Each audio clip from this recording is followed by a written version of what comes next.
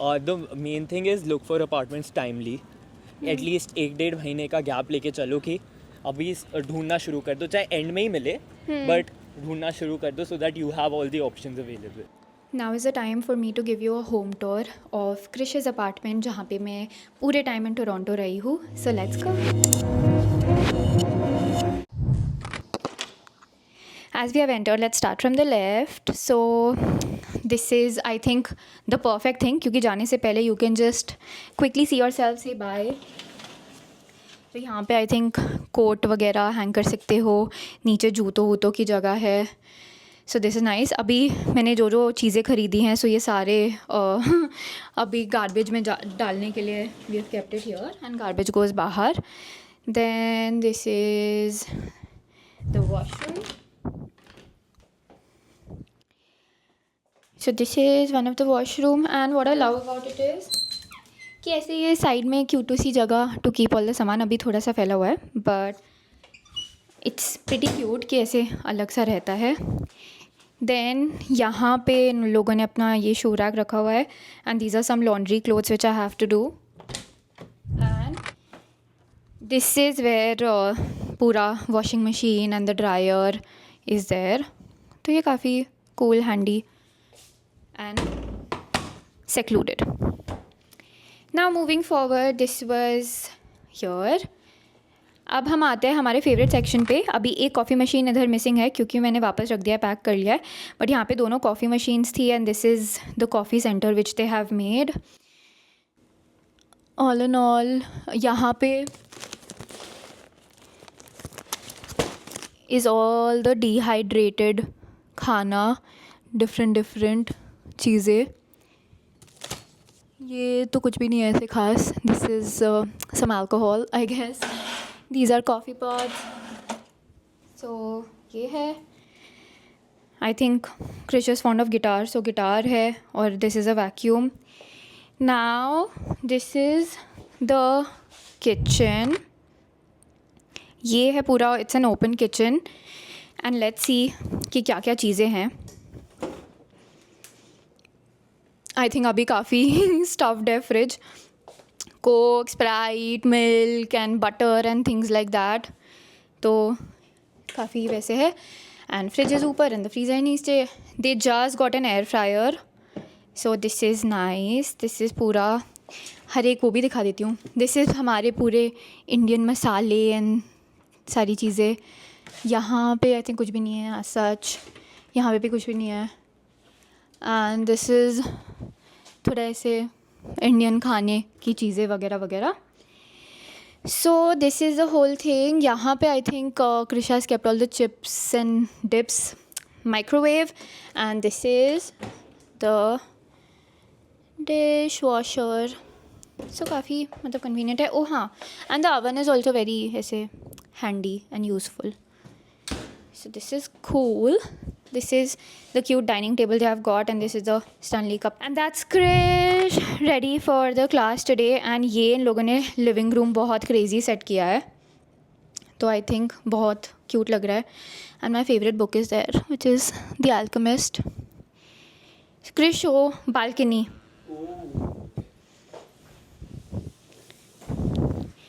Now going to the best part about their apartment,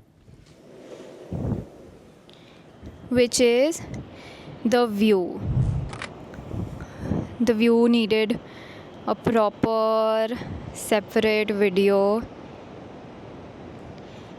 काफ़ी crazy. This is the whole balcony. And यहाँ से the apartment looks like this.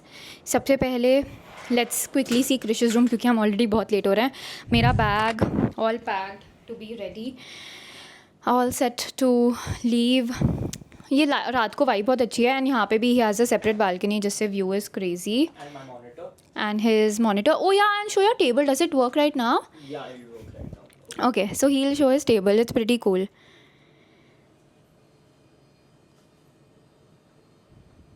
So काफ़ी ऐसे adjustable है if he wants to stand and do his meetings या फिर नीचे करके.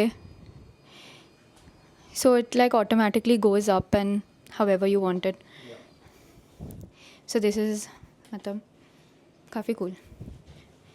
And full length mirrors, I think यहाँ पे मिरर होते हैं.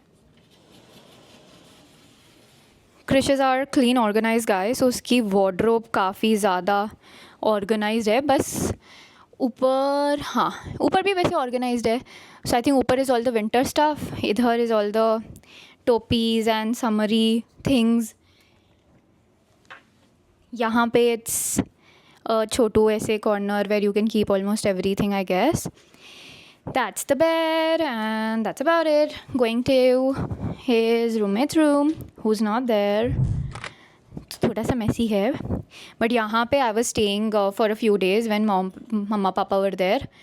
But I love the view. हाँ blinds नहीं है, but काफ़ी अच्छा है. And yeah, full length mirror. And just going to the third room. Abhidya is not there. काफ़ी क्लीन है. एंड ये थर्ड रूम है and this has its attached washroom and that's me. तो हमने क्विकली ये स्नीक पीक दे दिया and ख़त्म.